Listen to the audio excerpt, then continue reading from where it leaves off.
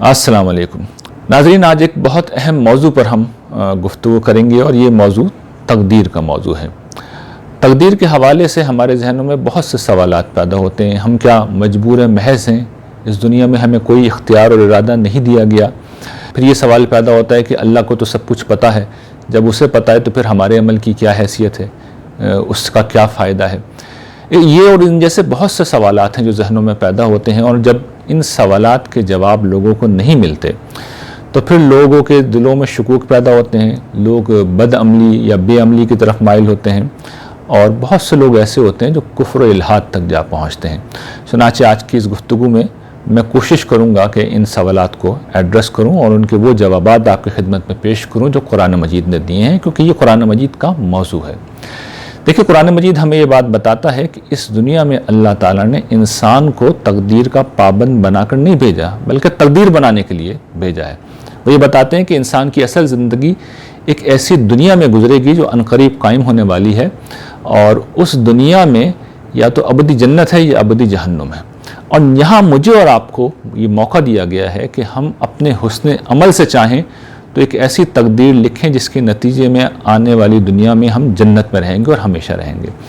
इसके बरक्स अगर हम बदअमली की स्याही को अपने नामा अमाल में लिखते हैं तो उसका नतीजा फिर ये निकलेगा कि आने वाली दुनिया में हमारी तकदीर हमारी रूह स्याही में बदलेगी और जहन्नुम के दरवाजे तक हमें लेकर चली जाएगी। तो गोया कि हमारी तकदीर हमारे हाथ में दे दी गई है। ये बात बिल्कुल वाज़ेह है, कुरान मजीद ने इसको बिल्कुल खोल कर बयान किया है। इस इख्तियार का जिक्र किया गया है। सूरह कहफ में मिसाल के तौर पर अल्लाह ताला इरशाद फरमाते हैं, मन शाह फलयुमिन व मन शाह फलयकफुर, कि जो शख्स चाहे वो ईमान की राह इख्तियार कर ले और जो शख्स चाहे वो कुफ्र करे। सूरह दहर में अल्लाह ताला इरशाद फरमाते हैं, इन्ना हदैनाहु सबीला इम्मा शाकिर व इम्मा कफूरा, हमने इंसान को सीधी राह की हिदायत दे दी है। अब चाहे तो वो शुक्रगुजार बने, चाहे तो नाशुक्रा बने। तो ये इंसान का इख्तियार है, उसकी अथॉरिटी है जो इंसान को मुकम्मल तौर पर दी गई है। लेकिन कुरान और हदीस के बाज़ बयानात की बुनियाद पर एक उलझन है जो जहनों में पैदा हो जाती है, सवाल है जो पैदा हो जाता है, और वो ये कि अल्लाह ताला को तो ये पता है कि हमारे साथ क्या होगा, और उन्होंने तकदीर में लिख दिया है कि कोई भी इंसान जन्नत में जाएगा या जहन्नुम में जाएगा। यानी हमारी शकावत का, हमारी सादत का, हमारी खुशबख्ती का, हमारी बदबख्ती का, हमारी जन्नत का, हमारी जहन्नुम का, हमारे अंजाम का, चाहे अच्छा हो चाहे बुरा हो, फ़ैसला आज हो चुका है और अल्लाह ताला ने तकदीर में लिख दिया है। जब लिख दिया है तो उसके बाद हमारे अमल की हैसियत क्या है? तो लोग फिर ये एतराज़ करते हैं कि गोया कि एक नौइयत का ये सिर्फ ये लफ्ज़ मैं इस्तेमाल करूँ, लेकिन लोग ये कहते हैं कि फ्रॉड हो रहा है। इस तरह की कोई बात नहीं अल्लाह ताला करते। ये बाज़ बयानात हैं कुरान मजीद के और अहादीस हैं जिनको लोगों ने ठीक नहीं समझा, जिसके नतीजे में ये इंटरप्रिटेशन वजूद में आई है, जिससे गलत फहमी हो रही है। अगर आप सही बात को समझ लेंगे तो देखिए फिर कोई शक आपके जहनों में नहीं रहेगा। देखिए, कुरान और हदीस में जो बात भी बयान हुई है वो अल्लाह ताला के इल्म के हवाले से बयान हुई है। अल्लाह ताला देखिए ज़मा व मकान से बुलंद है।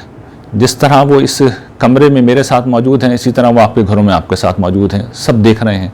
यानी उनका इल्म हमारा और आपका अहाता किया हुआ है। मौजूद होने से मुराद ये है कि उनका इल्म अहाता किया हुआ है। वो हर जगह होते हैं, सब देख रहे होते हैं, उन्हें हर चीज़ की खबर होती है। तो वो मकां से बुलंद है, इसी तरह वो ज़मा से भी बुलंद है, यानी टाइम स्पेस दोनों से बुलंद है। वो माजी को भी देख रहे हैं, वो हाल को भी देख रहे हैं, वो मुस्तकबिल को देख रहे हैं। तो जब वो किसी इंसान को पैदा कर देते हैं तो उसी लम्हे उसका अंजाम उसे मालूम हो जाता है। अल्लाह ताला को उस इंसान का अंजाम मालूम हो जाता है। उन्हें इस लम्हे मालूम है कि इस शख्स का जो गुफ्तगू कर रहा है इसका अंजाम क्या होने जा रहा है, और जो इस गुफ्तगू को सुन रहा है उसका अंजाम क्या होगा उन्हें इस वक्त भी मालूम है। इस वक्त भी मालूम है कि मैं और आप जन्नत में जाएंगे या जहन्नुम में जाएंगे। लेकिन ये क्या है? ये मेरी और आपकी तकदीर नहीं है, ये उनका इल्म है। ये उनका इल्म है। अब ज़ाहिर है कि उन्हें जन्नत बनानी है तो उन्हें इल्म होना तो ज़रूरी है ना, जब भी तो वो जन्नत का एहतमाम करेंगे। तो उन्हें पहले से इल्म हो जाता है, इसलिए कि वो खुदा हैं, वो कादिर मुतलक हैं, वो ज़मा मकान से बुलंद हैं। तो अब उनके इल्म को आपको समझना है। यानी मामला क्या है? मैं और आप जो करते हैं हम जन्नत या जहन्नुम में उसकी वजह से जाएंगे, उनके इल्म की वजह से नहीं जाएंगे, लेकिन उनको इल्म हो जाता है। तो अब इसको एक मिसाल से मैं आपको समझाता हूँ। देखिए, मैं इस गुफ्तगू को कुछ जुमलों पे ख़त्म करूँगा। ज़ाहिर है मेरी जो गुफ्तगू का एक एंड होगा, मुझे भी नहीं पता इस वक्त कि वो क्या होगा, लेकिन जब मैं वो गुफ्तगू ख़त्म करूँगा और आप उस गुफ्तगू को सुन लेंगे تو آپ کو پتہ چل جائے گا وہ جملے کیا ہوں گے، متعین طور پہ وہ کیا جملے میں بولوں گا۔ آپ ان جملوں کو ایک کاغذ پہ لکھ لیں اور اپنے کسی دوست کو میری یہ تقریر فارورڈ کریں اور اس کو ساتھ میں یہ بتا دیں کہ یہ جو مقرر ہیں ان جملوں پہ اپنی گفتگو کو ختم کرنے جا رہے ہیں۔ تو اب دیکھیے، آپ کا دوست اگر ویڈیو دیکھتا ہے تو وہ اس پہ حیران نہیں ہوگا کہ بھئی یہ میرے اس دوست کو جس نے مجھے ویڈیو بھیجی ہے مقرر کے جملوں کا کیسے علم ہو گیا، اس لیے کہ اسے اندازہ ہے کہ بھئی اس نے ویڈیو دیکھ لی ہوگی پہلے، جب ویڈیو دیکھ لی ہے تو اسے پتہ چل گیا۔ اچھا، یہ جو آپ نے یہ بات کہی ہے کہ مجھے پتہ ہے کہ مقرر جو بولے گا وہ میں نے اس پہ لکھ دیا ہے، تو کیا آپ کے لکھے ہوئے کی وجہ سے میں وہ بول رہا ہوں؟ نہیں، معاملہ بالکل الٹ ہے۔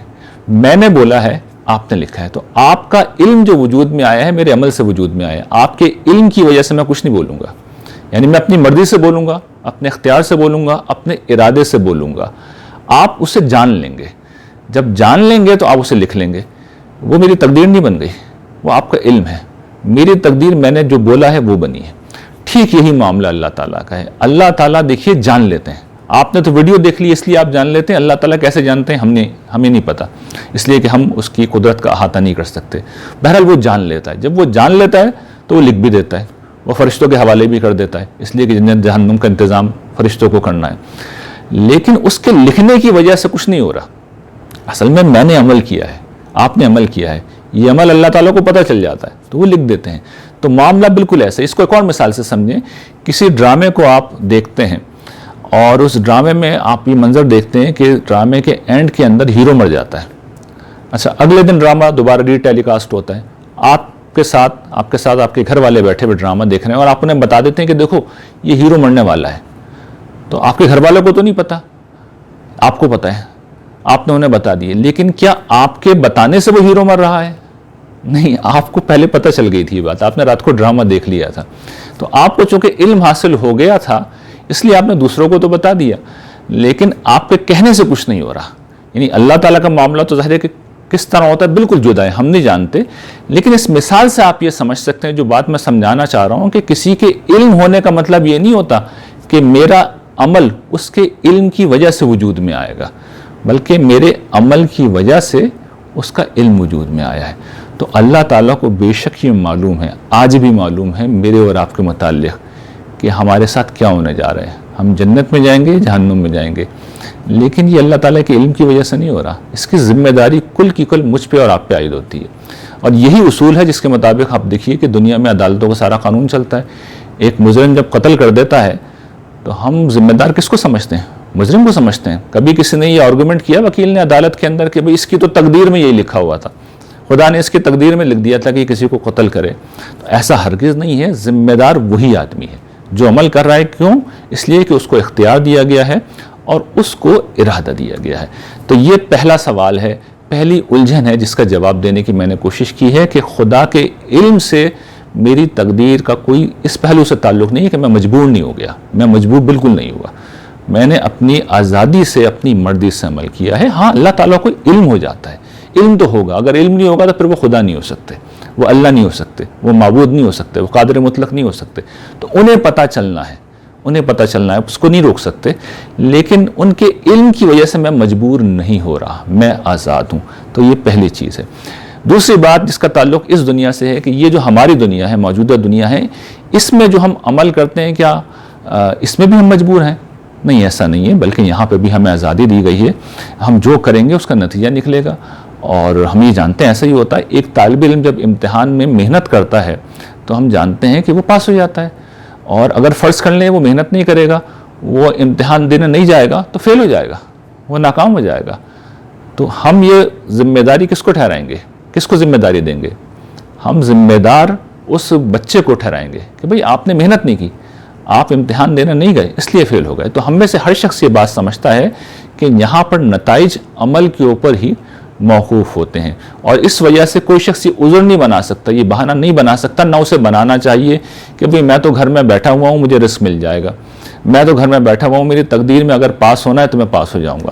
نہیں، زندگی ہم اس اصول پر نہیں گزارتے، اور اگر کوئی شخص یہ عذر پیش کرتا ہے تو وہ غلطی کرتا ہے۔ البتہ دو تین چیزیں ہیں جن کو ہمیں اس پہلو سے سمجھنا چاہیے کہ وہاں واقعتاً ہماری محدودیتیں ہیں، ہم مجبور ہیں۔ وہ کیا چیزیں میں ایک ایک کر کے اب آپ کے سامنے بیان کرتا ہوں۔ دیکھیں، پہلی چیز یہ ہے کہ اس دنیا میں ہمارے عمل کا ایگزیکٹلی وہ نتیجہ ضروری نہیں کہ ہمیشہ نکلے جو ہم چاہ رہے ہوں۔ مثال کے طور پر بہت لوگ ہوتے ہیں، ذہین ہوتے ہیں، باصلاحیت ہوتے ہیں، محنت کر رہے ہوتے ہیں، لیکن ہم دیکھتے ہیں وہ اس درجے کا رسپانس نہیں پاتے، اس درجے کا انہیں رزلٹ نہیں ملتا جس درجے کا رزلٹ ایک دوسرے شخص کو مل جاتا ہے جس نے اتنی محنت نہیں کی ہوتی، جس میں اتنی صلاحیت نہیں ہوتی، جس میں اتنے گٹس نہیں ہوتے۔ تو یہاں پر عمل گویا کہ ہمیشہ وہ نتائج نہیں دیتا جو نکلنے چاہیے، گرچہ اس میں بھی ہمیں یہ دیکھنا چاہیے کہ کہیں ہماری منصوبہ بندی اور پلاننگ کی تو خرابی نہیں ہے، یعنی اس کی امپرومنٹ کی گنجائش تو آپ ہمیشہ ذہن میں رکھیے گا۔ لیکن فرض کر لیجئے کہ دو لوگوں نے بالکل برابر عمل کیا ہے تو کوئی گارنٹی نہیں ہے کہ دونوں کے نتائج بھی یکساں نکلیں، مختلف ہو سکتے ہیں۔ تو یہ ایک حقیقت ہے، اس کو ماننا چاہیے۔ کیوں ہے اس کا میں جواب دوں گا۔ دوسری جو چیز ہے وہ یہ کہ اس دنیا میں اچھے برے حالات پیش آتے ہیں، وہ ہماری مرضی کے بالکل برخلاف آتے ہیں اور ہمارے علم کے بغیر آتے ہیں، ہماری کوشش کے بغیر آتے ہیں۔ وبا پھیل گئی، لوگ بیمار ہو گئے، لوگ مر گئے، لوگوں کے اوپر معاشی بدحالی آ گئی، اب اس میں کسی کی عمل دخل تھا ہی نہیں، جو ہونا تھا وہ ہو گیا۔ تو یہ اللہ تعالیٰ کا فیصلہ ہے جو ہو گیا۔ تو اس میں بھی ظاہر ہے کہ ہمارے کسی عمل کی کوئی حیثیت نہیں ہے، جو ہونا ہے اچھے برے حالات وہ ہو کے رہیں گے۔ تیسری چیز جس میں ہمارا کوئی عمل دخل نہیں ہے، ہم کہاں پیدا ہوئے ہیں، ہماری شکل و صورت کیسی ہے، ہماری ذہانت کیسی ہے، ہمارا زمانہ کیا ہے، اس طرح کی بہت سی چیزیں ہیں جن میں ہمیں کوئی کنٹرول نہیں ہوتا، ہمارا کوئی اختیار نہیں ہوتا، ہمارے پاس کوئی طاقت نہیں ہوتی کہ ہم ان چیزوں کو بدل سکیں۔ یعنی ہم پیدا ہو گئے کسی خاص زمانے میں، کسی خاص دور میں، کسی خاص حالات میں، اب ہمارا اس میں کوئی عمل دخل نہیں ہے۔ تو پھر کیا ان چیزوں میں ہم مجبور ہیں؟ تو میں یہ عرض کروں گا جی، ان چیزوں میں ہم مجبور ہیں، لیکن یہ کیوں مجبور کیا گیا ہے اس کو سمجھ لیجئے۔ یہ امتحان کا ایک حصہ ہے۔ دیکھیے، اللہ تعالیٰ جو امتحان لے رہے ہیں وہ کسی مشین کا امتحان نہیں لے رہا ہے۔ ایک وہ گڑھا کھودنے والی جو مشینیں بعض اوقات ہوتی ہیں، تو یہ انسان اس طرح کی کوئی مشین نہیں ہے، انسان کوئی روبوٹ نہیں ہے کہ سردی ہو یا گرمی ہو وہ ایک ہی جیسا عمل کرے۔ انسان کو ایک حساس مخلوق بنا کر اللہ تعالیٰ نے پیدا کیا، اس کے اندر جذبات ہیں، خواہشات ہیں، میلانات ہیں، رجحانات ہیں، اس کی پسند ناپسند ہے، وہ چیزوں کو کے درمیان ترجیح قائم کرتا ہے، اسے کچھ چیزیں اچھی لگتی ہیں، اسے کچھ چیزیں بری لگتی ہیں، وہ اچھے حالات کو پسند کرتا ہے، وہ برے حالات سے بھاگتا ہے، شر سے وہ اپنی زندگی میں بچنا چاہتا ہے، خیر کو وہ اپنی زندگی میں لانا چاہتا ہے۔ یہ ساری چیزیں انسان کے متعلق ٹھیک ہیں۔ جب یہ ٹھیک ہیں تو اللہ تعالیٰ پھر ہمیں یہ بتاتے ہیں کہ اصل میں اسی انسان کا اس نے امتحان لینا ہے، اور اچھے برے حالات میں ڈال کے وہ یہ دیکھتے ہیں کہ بندہ اچھے برے حالات سے متاثر ہوتا ہے یا اچھے برے حالات کے باوجود وہ ایمان و اخلاق کی اس تعلیم کو اختیار کرتا ہے جو قرآن مجید میں بیان ہوئی ہے۔ تو انسان کا امتحان لینا مقصود ہے۔ دیکھیے، اگر کسی شخص کو غریب بنایا جائے گا، کسی شخص کو بدحال بنایا جائے گا، تو نیچرلی اس کا حوصلہ پست ہوتا ہے، نیچرلی وہ دکھ میں آتا ہے، نیچرلی وہ نیگیٹیوٹی کا شکار ہوتا ہے۔ تو ٹیسٹ کیا ہے کہ آپ کا حوصلہ پست نہیں ہونا چاہیے، آپ کو نیگیٹیوٹی کا شکار نہیں ہونا چاہیے، آپ کو مایوس نہیں ہونا چاہیے، بلکہ سارے منفی حالات کے باوجود آپ کو صحیح رویے پہ قائم رہنا چاہیے۔ یہی میرا اور آپ کا امتحان ہوگا۔ اگر ہم خوشحال ہیں اور ہم دولت مند ہیں، اور اگر ہم باصلاحیت ہیں اور ہم ذہین ہیں اور ہم کامیاب ہیں اور ہم خوبصورت ہیں، یہ ساری چیز اگر ہمیں حاصل ہیں، تو پھر ہمارے اندر غفلت پیدا ہونے کا امکان ہے، ہمارے اندر سرکشی پیدا ہونے کا امکان ہے۔ تو پھر ٹیسٹ کیا ہوگا کہ غفلت سے بچیں، سرکشی سے بچیں، غرور سے بچیں، تکبر سے بچیں، ظلم سے بچیں، اور ان ساری برائیوں سے بچیں جو اس طرح کی چیزوں کے کامیابی کے اور خوشحالی کے نتیجے میں پیدا ہوتی ہیں۔ تو اللہ تعالیٰ ان حالات میں ہی ہمیں آزماتے ہیں، کیونکہ وہ انسانوں کا، حساس انسانوں کا امتحان لے رہے ہیں، وہ مشینوں کا امتحان نہیں لے رہے۔ انسان کو اپنے جذبات سے، احساسات سے، اپنی خواہشات سے اوپر اٹھنا چاہیے، اپنے تعصبات سے اوپر اٹھنا چاہیے، اور پھر خدا کی بندگی کی راہ، اس کی اطاعت کی راہ کو اختیار کرنا چاہیے۔ یہ ہے جو اللہ تعالیٰ کی اسکیم ہے۔ اس میں اب ایک سوال ہے جو کچھ لوگ کر دیتے ہیں، اور خاص طور پہ وہ لوگ کرتے ہیں جن کے حالات ذرا خراب ہوتے ہیں۔ وہ یہ کہتے ہیں کہ بھئی یہ اللہ تعالیٰ نے برا امتحان کا پرچہ ہمیں کیوں دے دیا، یہ منفی حالات کا پرچہ ہمیں کیوں دے دیا۔ اچھے حال والے لوگ تو یہ سوال نہیں کرتے، لیکن جو بدحال لوگ ہیں، جو مصیبت زدہ لوگ ہیں، وہ ہم سے اکثر سوال کرتے ہیں کہ اس امتحان کے لیے ہم ہی رہ گئے تھے۔ تو اس میں دو بس آخری گزارشات میں عرض کر دوں۔ ایک تو یہ کہ دیکھیے، یہ جو برے حالات ہوتے ہیں نا، یہ امتحان کے پہلو سے بہت اچھے حالات ہیں، اس لیے کہ جس وقت آپ کسی مصیبت میں ہوتے ہیں، تکلیف میں ہوتے ہیں، محرومی میں ہوتے ہیں، تو کچھ کیے بغیر آپ کا کھاتہ کھل جاتا ہے۔ آپ کے گناہ معاف ہونا شروع ہو جاتے ہیں، آپ کی نیکیاں بڑھنا شروع ہو جاتی ہیں۔ اچھا تباً آپ کے لیے بہت آسان ہوتا ہے کہ آپ اپنے آپ کو صراط مستقیم پر رکھیں، اس لیے کہ کسی کے گھر میں اگر کوئی موت ہو جائے تو آپ کا کیا خیال ہے؟ اس نے کوئی بدکاری کے اڈے پہ جانا ہے اگلے دن؟ کیا نہیں، اس لیے کہ وہ جس طرح کے حالات میں ہوتا ہے وہ کسی گناہ کا تصور نہیں کر سکتا۔ تو مشکل جو ہے، یہ جو پریشانی ہے، یہ جو دکھ ہے، یہ جو محرومی ہے، یہ انسان کو گناہوں سے باز رکھتی ہے۔ صرف انسان کو پس حوصلہ نہیں ہونا، نیگیٹو نہیں ہونا، ورنہ پھر وہ کرمنل بن جائے گا، پھر وہ انسان شیطان بن جائے گا۔ تو انسان کو اپنے جذبات و احساسات پر قابو رکھنا ہوتا ہے۔ کھاتا آپ کا کھل چکا ہے۔ اس کے برعکس جو خوشحال آدمی ہے، امیر آدمی ہے، اس بیچارے کو تو بڑی ایفرٹ کرنی ہوگی، اسے بہت مال خرچ کرنا ہوگا۔ اچھا وہ صرف زکوٰۃ دے کے فارغ نہیں ہو سکتا، اس کے لیے تو حکم کیا ہے قرآن مجید میں کہ یتیموں کو دو، غریبوں کو دو، رشتہ داروں کو دو، مانگنے والوں کو دو، بلکہ اس درجے میں دو یسألونک ماذا ينفقون قل العفو، جو کچھ زیادہ ہے سب دے دو۔ حکم یہ ہے۔ اب اس جملے کا مطلب کیا، یہ بھی میں سمجھا دوں کہ بھی اس سے کوئی غلط فہمی ہے کہ جو کچھ ہے ضرورت سے زیادہ، چاہے وہ حال کی ضرورت ہے چاہے مستقبل کی ضرورت ہے، وہ معاشرے کی امانت ہے۔ اس کا مطلب یہ نہیں اسے روڈ کے اوپر پھینک دو، بلکہ جب ضرورت آئے گی تو تمہیں دینا ہوگا۔ اب وہ نہیں دیتا تو قیامت کے دن جو بدحال آدمی ہے وہ تو شروع میں ہی نکل جائے گا، حساب سے فارغ ہو کے اس شخص کو روک لیا جائے گا اور اس سے پوچھا جائے گا کہ بھی یہ تم کیا کرتے رہے؟ یہ جو لوگ مشکل کا شکار تھے، پریشانی کا شکار تھے، اور تم تجوریاں بھر رہے تھے، تم اپنا بینک بیلنس بڑھا رہے تھے، تم کاروبار میں آگے سے آگے بڑھ رہے تھے، تو خدا کی راہ میں خرچ کیا، اس کے بندوں پر جو حقوق عائد ہوتے تھے دیے یا نہیں دیے، تو وہ تو حساب کے اندر گھرا رہے گا، پتہ نہیں ہزاروں سال کھڑا رہے، سینکڑوں سال کھڑا رہے، اور آپ نکل جائیں گے۔ تو یہ جو منفی حالات ہیں، مشکلات ہیں، اصل میں یہ آسانی کا پرچہ ہے۔ اور اس میں جو ایک آخری بات مجھے بس توجہ دلانی ہے، قرآن مجید کے اشارات سے یہ چیز بیان ہوتی ہے، اور اس کو پھر میں نے اپنی ایک آنے والی کتاب ادھوری کہانی کا موضوع بنایا ہے کہ اللہ تعالیٰ نے اس دنیا میں جو بھی لوگ موجود ہیں، دیکھیے اللہ تعالیٰ رائی کے دانے کے برابر بھی کسی پہ ظلم نہیں کرتے۔ تو جس شخص کو اس وقت اللہ تعالیٰ نے جو موقع دیا ہے، کسی کے ساتھ زبردستی نہیں کی ہے، کسی کو زبردستی دھکا دے کے اس امتحان میں نہیں بھیجا ہے، جس نے جو رول چاہا اس دنیا میں منتخب کیا ہے۔ اور اس کی بڑی تفصیل ہے، اس میں قرآن مجید ہیں، اس میں احادیث ہیں۔ ظاہر ہے کہ اس چیز کو نسبتاً اجمال سے بیان کیا گیا ہے، لیکن اس کو بیان کیا گیا، یہ بتایا گیا کہ انسانوں کے پاس اختیار تھا، بائی چوائس وہ امتحان میں اترے ہیں۔ یہ بتایا گیا کہ اس دنیا میں آنے سے پہلے سارے انسان موجود تھے۔ یہ بتایا گیا کہ وہاں پر بھی وہ خیر و شر کا اور نیکی کا تصور پوری طرح موجود تھا، لوگ موجود تھے، حضرت آدم علیہ السلام، ان کی ذریت کے صالحین سب موجود تھے۔ یہ ساری چیزیں قرآن مجید نے بتائی ہیں۔ اللہ تعالیٰ کسی کے اوپر رائی کے دانے کے برابر بھی ظلم کرنے والے نہیں ہیں۔ معاملہ صرف اتنا تھا، جس طرح مثال کے طور پر کوئی ڈرامہ بنتا ہے تو اس میں مختلف رولز ہوتے ہیں، رائٹر ڈرامے کا اسکرپٹ تو لکھ دیتا ہے، لیکن اس کے بعد وہ ایکٹر کا انتخاب کرتا ہے۔ جب انتخاب کرتا ہے تو لوگوں کی چوائس ہوتی ہے، جو چاہے جس رول کو چاہے لے لے۔ خیر ہمارے یہاں تو لکھنے والے اس طرح کی چوائس نہیں دیتے، یا ڈرامے کا ڈائریکٹر چوائس نہیں دیتا، اللہ تعالیٰ نے فری چوائس دی، جس کو جو رول لینا ہے لے لو۔ اس لیے کہ قیامت کے دن کوئی مجھ سے یہ نہ کہے کہ میرے ساتھ معمولی سا بھی ظلم ہوا، مجھے غریب نہیں بناتے امیر بنا دیتے تو میں کامیاب ہوتا، ایسا کوئی نہیں کہہ سکے گا قیامت کے دن۔ وہاں اللہ کی حمد ہوگی، اس کی تسبیح ہوگی، اس کی تعریف ہوگی، اس کے منکر اس کے نافرمان بھی اٹھیں گے۔ تو سورہ بنی اسرائیل میں اللہ تعالیٰ کہتے ہیں اللہ کی حمد کرتے ہوئے اٹھیں گے، اس لیے کہ پوری اسکیم کھول دی جائے گی، بتا دیا جائے گا، ایک ایک شخص کو سامنے پوری کہانی رکھ دی جائے گی کہ دیکھو میں نے کسی کے ساتھ کوئی ظلم نہیں کیا، میں نے تو ایک عظیم موقع کریٹ کیا تھا، عظیم اپورچونٹی کریٹ کی تھی، ساری مخلوق ڈر گئی تھی، تم نے آگے بڑھ کے قبول کیا تھا، تم پہلی دفعہ پیدا ہوئے تھے، تم نے پوری اسکیم سمجھی تھی، جس نے بیک آؤٹ کرنا تھا وہ کر گیا، اس وقت تم میں سے جس چیز کا حوصلہ تھا وہ آگے بڑھا، اپنی مرضی کے تم لوگوں نے معاملات لیے، تو اب نتائج بھگتو۔ میں نے اس وقت خبردار کر دیا تھا، اور دنیا میں بھی اپنے نبیوں اور رسولوں کے ذریعے سے وارن کیا تھا، متنبع کیا تھا، فطرت کے اندر خیر و شر کا شعور رکھا تھا، ہر چیز کو بتایا تھا، اور آخر میں اپنا کلام قرآن مجید جیسی عظیم کتاب کو گویا کہ خدائے متکلم، خدا بول رہا تھا، تمہارے درمیان میں رکھ دیا۔ پھر میرے بندے تھے، یہ سب کچھ تمہیں بتا رہے تھے، اس کے باوجود بھی تم نے اصلاح نہیں کی،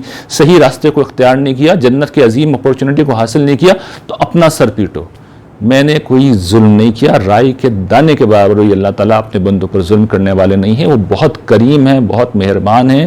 انہوں نے میرے اور آپ کے لیے ایک عظیم اپورچونٹی رکھی ہے۔ دیکھیے ہم کیا غلطی کرتے ہیں، اور یہ میری گفتگو کا بھی اختتام ہے۔ ہم غلطی یہ کرتے ہیں کہ ہمیں اس دنیا میں بھیجا گیا ہے کہ ہم آنے والی دنیا کی تقدیر اپنے ہاتھوں سے لکھیں، اپنی جنت کو اپنے ہاتھوں سے منتخب کریں۔ ہم یہ کام نہیں کرتے، ہمارا فوکس اس پہ بالکل نہیں ہوتا، ہمیں ہمیشہ ایسی دنیا کی پڑی رہتی ہے۔ جو تقدیر ہم پہلے لکھ چکے ہیں اپنے لیے اس کو ہم ری رائٹ کرنے کی کوشش کرتے رہتے ہیں. میں یہ نہیں کہہ رہا اپنے حالات بہتر بنانے کی کوشش نہ کرے، ضرور کرے، لیکن اس قیمت پر نہیں کہ آخرت کی تقدیر بگاڑنے لگے. تو اصل میں ہمیں آخرت کی تقدیر بہتر بنانی ہے. وآخر دعوانا ان الحمد للہ رب العالمین.